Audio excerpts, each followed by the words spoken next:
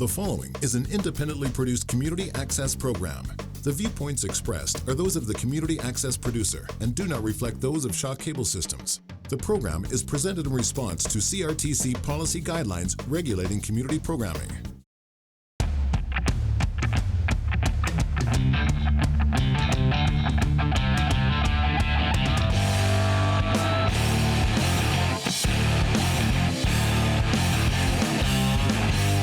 IceTraders.com, your online ice time connection, and Royal Sports at 750 Pembina and 650 Raleigh present the Fourth Line Hockey Show.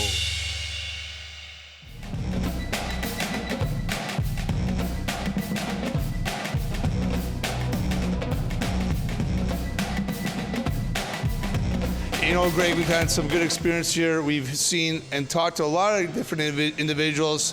Today is another topic about players making the jump from the Western Hockey League into the NHL and what they're doing with their money. Yeah, you know, we've been here for what, maybe 30 hours in Alberta. It's been a good time so far. Great game last night. Not that you would know, but I thought you were nodding off a little bit. You were tired from the flight, I think. I was, I had some jet lag. It was pretty, a tough ride last night, late last night, having fun.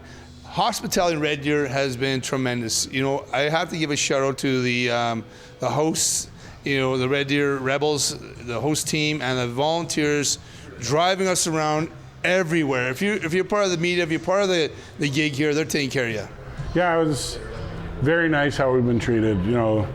Host hotel, host transportation. It's been nice when you don't know the town like Red Deer, and I was surprised how big Red Deer was. Same with you, and same as you. Well, same as I didn't. Same as me. I didn't know that there was how big Red Deer was. Right, it's over 100,000 people. Yeah, and out of downtown. And our guy was from Halifax. Remember, he following junior hockey, following the whole route, and enjoying hockey coming this way.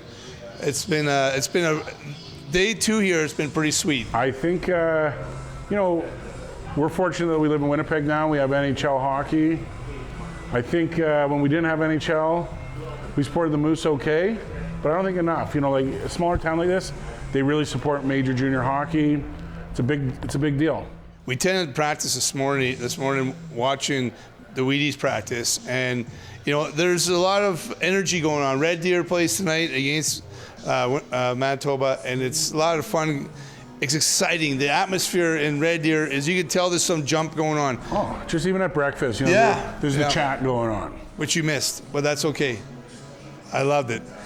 But we got to talk about, we're going to talk a little bit about when a player makes a jump from the Western Hockey League to a pro league, or from college to pro, or wherever they're going to go. A lot of the guys in the 80s, they spent a lot of their money. They have nothing to fall back on, unfortunately. Our guest today, we've had him on before, Brian Coughlin, talking about money management on options players have, and I think it's very informational. Yeah, it's if you don't come from money, you don't know what it's like to have money. And let's be honest, most of these kids don't come from money, so they need to know and learn what it takes. And sometimes you got to go outside your inner circle to find that out.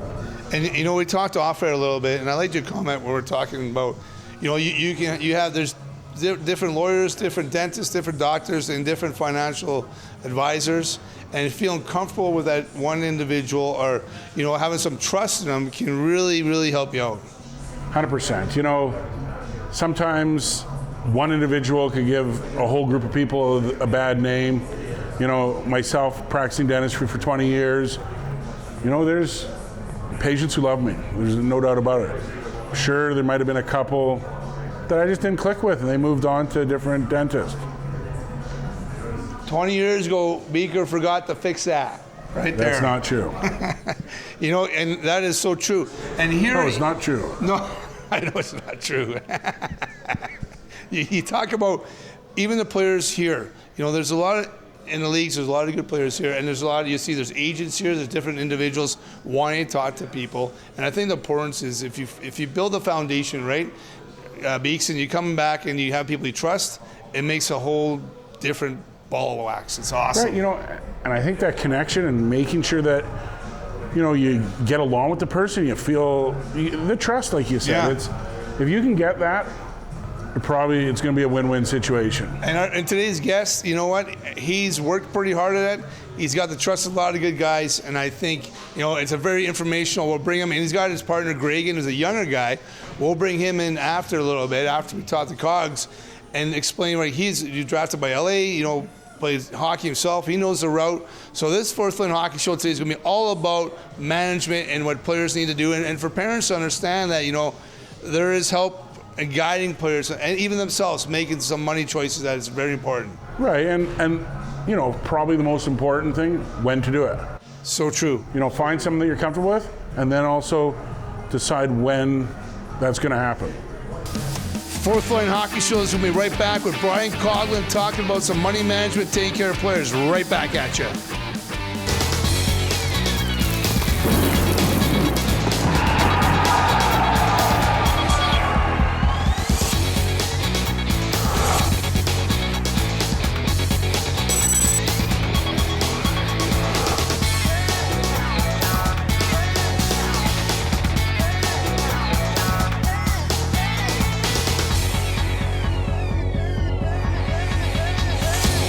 Back at the Tilted Kilt here in Red Deer, having a great time with our friends, loving hockey, talking about hockey. We got a guy coming in, Brian Coughlin. Cogs is, a financial advisor, and I think, parents, individuals, this is one you want to listen to because guidance on money. If I met this guy 20 years ago, I'd probably be not working at Royal. All good. Here we go. Come on in, Cogs. Welcome to the Fourth Line Hockey Show, Brian. Nice to see you. Nice to see you. Yeah. Cogs, we've had you on before, and I think it's very important. I love bringing you back on because we're friends, and more than that, the advice you can give new players, going from the Western Hockey League to the amateur level to the pro level, and signing that deal and not knowing the money, that's important. And I just thought, Cogs, it's awesome having that here, and I'm excited to have you again because, well, first of all, we want to know about Brian Coughlin. Who's your favorite hockey player growing up?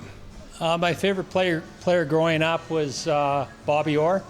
I'm from that vintage. I was born in the 60s, and he was just someone I looked up to with his abilities to skate and control the game. So true. Hey, Beeks, you called it. You said Cogsy would be Bobby Orr. Well, I think if you're a certain age, you use a certain curve, because guys in their 40s all use that heel curve, the big, shovel. And then then there's the straight air. Kids using big curves. Now it's weird about hockey how you could predict a lot of things about just their age. Well, Grapes just did a huge thing on Bobby Orr. I think it was 2 Saturdays ago on Hockey Night Canada again. And Coach Corner, we just showed how good Orr had to be and his delivery of the game. But Cogs, not just a money management individual. You're a hockey player also. Let's talk a little about your hockey career because it's important that people know that you're not. You've done both, and you talk to hockey players, and you know hockey. Yeah, just so you know, my career wasn't the same as Bobby Orr's, but we get that off the table first. But no, I played growing up in Winnipeg, and then played in the SJHL in the Saskatchewan Junior for Yorkton. Played in the Western League for Spokane and Medicine Hat, and after my junior career, I signed. As a free agency tryout with Hartford Whalers, and then ended up coming back and going to school and playing at University of Manitoba for 3 years under Wayne Fleming, and then went and played 1 year over in Europe. So I have the hockey background, and so I think it's helped in regards to dealing with the players and knowing how to, knowing the culture of hockey. And now, Brian, you've seen players, unfortunately, not hit Skid Row, but the money wasn't as big back then, but the money wasn't invested properly, and they've had a tough run.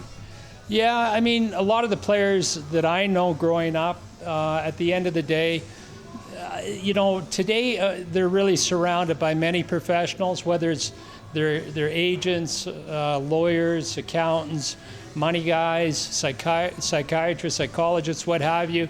There's more of a team around them. So a lot of people back in the old days were really left on their own, and as a result, didn't have the advice that they needed to make the proper decisions. so that you do see some of the older players, they're left with basically memories of the game and not really financially set. And it's sad, but that's what myself and my associate Greg Phillips are trying to avoid for the current day players.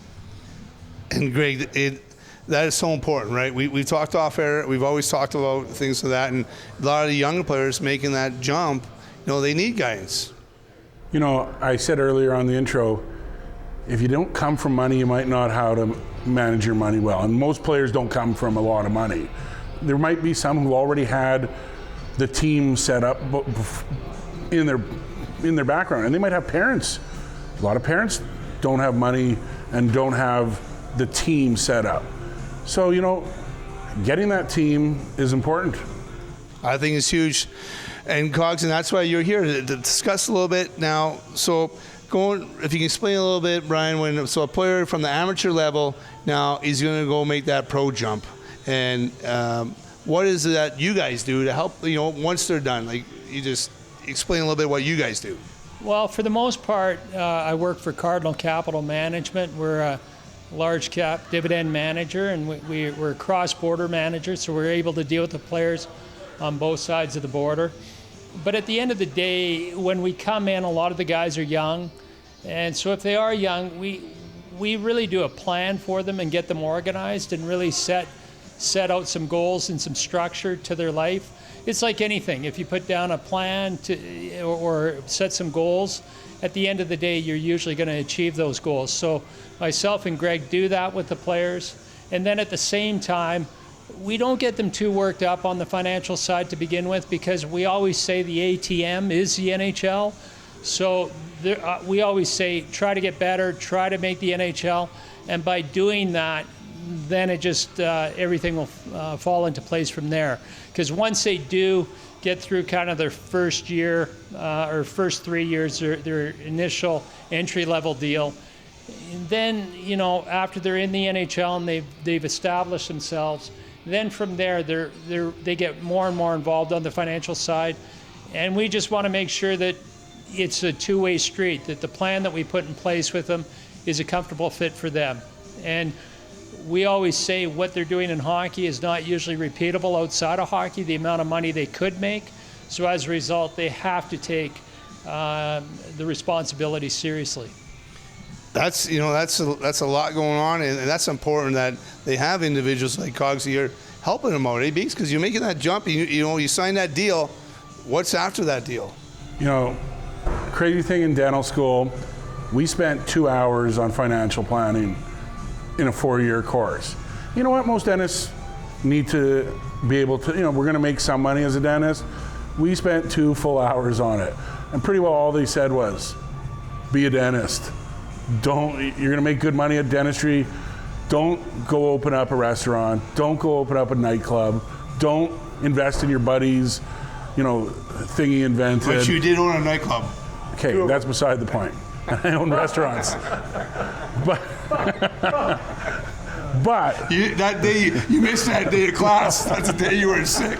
But no, he's so right. Concentrate on what's making you the money. And then once you have the money, hire someone good to, I had a few friends from dental school who decided to become day traders at night.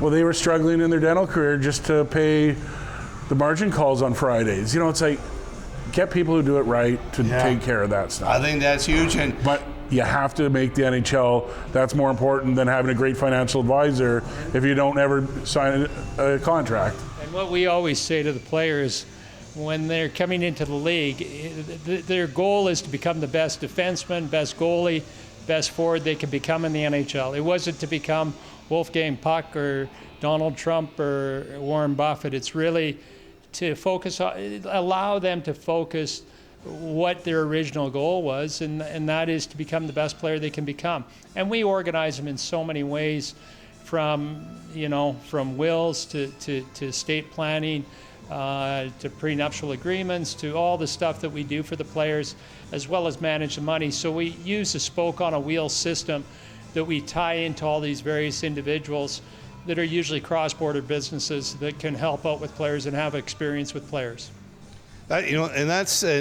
That's huge to have. Like I said, it's important that not just as a player, as an individual, or having some guidance on, if you have a family or whatever, you need to put your money somewhere. You need to be taken care of after you retire, or things are going on.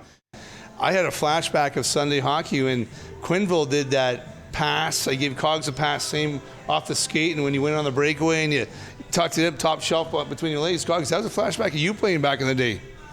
Well, that's, I'm not sure about that memory, but I can't confirm or deny it. You know what? None of us back then had the originality to do moves like that. Like that move, those things. Even in your time, Willie, you being the young buck here, that never happened. Well, I'll tell you, I never make a move like that in my life. I tell you something. It's been some great hockey here, and it's important that what we're talking about, to making sure players after, and we talked off air about how important guys are taken care of after. Something, to make the show, to go to the show, to be the champ is top dog. But what are you going to do if you blow a knee, you blow a shoulder? You got nothing set for you, and it's important that. Now, Cogs, does your company also, can they take players or individuals that are not hockey players? Yeah, our firm has many different clients, but at the end of the day, our focus in our area at Cardinal, our firm manages close to $1.7 or $8 billion, so it's not all the hockey players. Greg and I manage the hockey player area, but we do have other clients. Just within our area, we have about 60 people associated with hockey, probably 40 players, 35, 40 players in the league, about 15, 20 retired players, and then some owners and some WHL owners and so on. So and then on top of it, we do have some everyday clients within our area, Greg and I's area, but it's our main focus though is on the hockey side. That is awesome, man. You know what, Cogs, we want to thank you for coming out. We're going to bring in the younger version of Brian Coughlin right after we break for a commercial here. You're the individuals helping you. Cogsy, thank you for being on the Fourth Line Hockey Show again. It's been awesome. Fourth Line Hockey Show break off for the move of the day, brought to you by Culligan Water. And the move of the day was when Dave Martin, one of our friends, ate the last hot wing off the table. That was a quick move of the day. We'll be right back at you.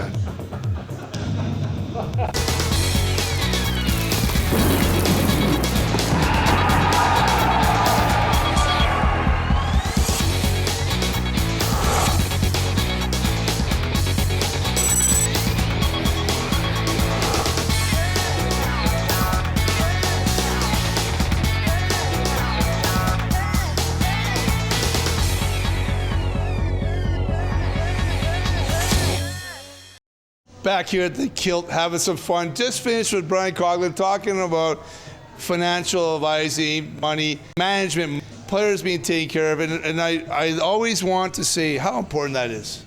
And I love the point that he made. Your goal is to be a great defenseman, a great forward, a great goaltender. That's number one. Yeah. And then take care of that secondary or as part of the rest. Now we take care of the veteran of the group. We're going to bring in the young stud, Greg Phillips, who is working with Cogsy here, and we're going to get his perspective on, how many times Coughlin's probably telling him to pack his gear or don't be late or anything like that. So let's bring in Greg Phillips. Come on in, Greg. Welcome to the Fourth Line Hockey Show. Thank you. Wow. Greg, like we start off with all our guests, we talk a little bit about, tell us a little bit about your background. We know you have a hockey background, so let's talk about where you grew up, where you played some hockey, and how you're involved. Right, I grew up in Winnipeg. I grew up in River Heights, and I played minor hockey with the Rangers and then through the Monarchs, and then went on to the Western League in Saskatoon and played 3.5 years for the Blades in Saskatoon, and then was traded to Brandon, trade deadline deal to Brandon, the Wheat Kings, and played my last half year in Brandon. I was drafted by LA Kings in '96 and signed with LA after my junior career, and then played in the American League for 4 years, and unfortunately had a few too many injuries and had to call it a career. But it was a great experience. I wouldn't trade anything in. And I like that talk of that. Now you're involved with Cogsy here and working with the players' money management. And being a hockey guy, how important, it's like, you played the game. And when you're talking to the players, you know what it's about. I mean, it really is has to be a cultural fit. It's really difficult to get in to talk with the NHL players especially. And it's neat because a lot of times, most of the time when we're talking to the players, whether we're out at dinner or out, after the games, most of our conversation is about hockey. And so we can talk about the game, we can talk about how they've played, things that they're going through. So it's really important, I think, to be able to get into that culture, to have that background of hockey, and then to mix that with the financial background that both Cogs and I have. It really is a perfect fit. Now we got to ask Greg, who is your favorite player growing up?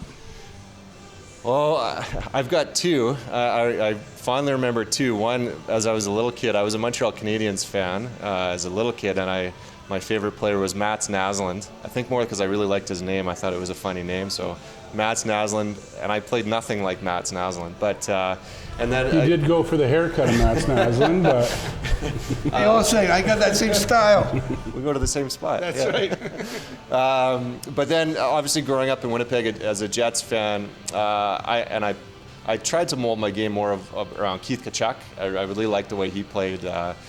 Cam Neely, Keith Tkachuk, that type of power forward. So probably Keith Tkachuk was my number one guy. Nothing wrong with that. Tkachuk's had himself a great career, Beeks. yeah, he was the heart and soul of the Jets. Might not have been the heart and soul of all the fans, but inside the locker room. Well, I definitely know he's the heart and soul of wise guys. Well, let's not go there. Lots of good times there. Now, talking a little bit about the players and getting involved and how your new career here. I don't know how long have you been doing this now, Greg? I've been with Brian for about 4 years now at Cardinal. Previous to that, I was at a large national financial planning firm for about 6-7 years. So I've been in the financial business for 10, 11 years. So I mean, having the hockey background, having the financial background, really, it's really a perfect fit, as I said before. It's kind of something you're doing, something that you enjoy, right? You're part of the hockey community still, and you're helping guys out, guys and girls, or whoever's involved needs some help in the money management. How has the atmosphere been for you being here in the Memorial Cup and seeing the people around you? It's been great with the volunteers. It is, and hockey people are great. There's a lot of NHL people, there's junior hockey people, and everyone's, and the fans and the volunteers. It's such a wonderful event. I was in Brandon at the Memorial Cup in Brandon in 2010 or 2011. It really takes a whole community to run an event like this, and it's well run here. It's sold out every game, and the atmosphere has just been fantastic. Yeah, During your career, did you get close to Memorial Cup?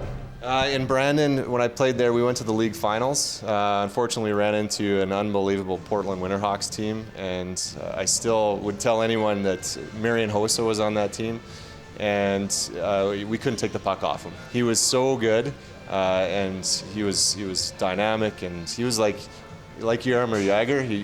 You couldn't take the puck off the guy at 18 years old, and he went on and has had a wonderful pro career, but they swept us in 4 straight in the league final. But it's probably the best, most fun I've had playing hockey with Brandon in the Western League. Anytime you're on a winning team, it makes it a lot more fun coming to the rink. You needed a coach like Ferguson to tell Clarkey what to do in the 72 Summit Series. Yeah, maybe we should have taken him out in game 1 or 2 after he probably roasted us for 8 or 9 goals, I'm sure. Now, on the other side of it, we are the Fourth Line Hockey Show. How about some of your scraps? Have you ran some heavyweights? How about yourself? Did you tangle a little bit in the league? Well, by the looks of me, I did have a few scraps, as you can tell, on my face. But yeah, I mean, I wasn't very smart. I don't think when I was playing. I was trying to go after the big guys, because I always figured that if I fight a smaller guy and I lose, I look like an idiot. And if I win, I mean, no one really cares, because you should win. But if you fight a big guy and you win, you're pretty tough. So I would usually picked on the big guys for some reason, and I didn't win too many, but I like to show up, I guess. Well, we want to thank you, Greg, for coming on the show and sharing your thoughts and and working with Cogs. I think it's probably a great team. I just mentioned now, but any part of being part of the Cogs is awesome. Thanks for being on the Fourth Line Hockey Show, buddy. Thanks for coming. We're going to break off right now. We're going to come back and talk a little bit more about hockey and sewing it up. We'll be right at you.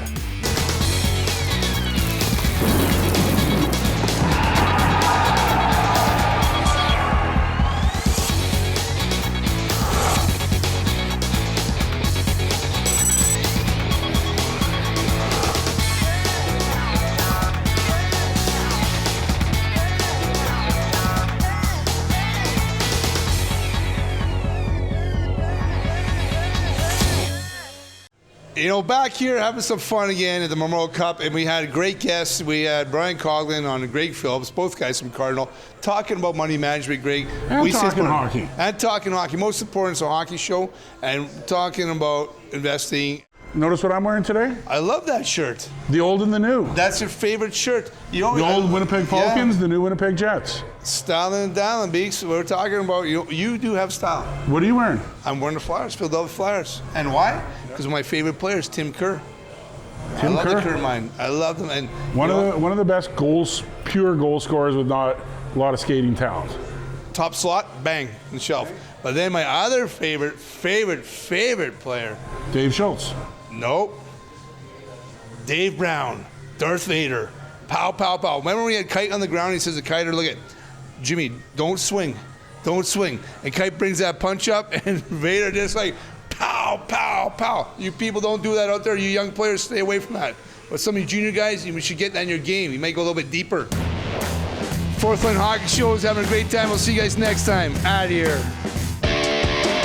The Fourth Line Hockey Show has been brought to you by IceTraders.com, your online ice time connection, and Royal Sports at 750 Pembina and 650 Raleigh.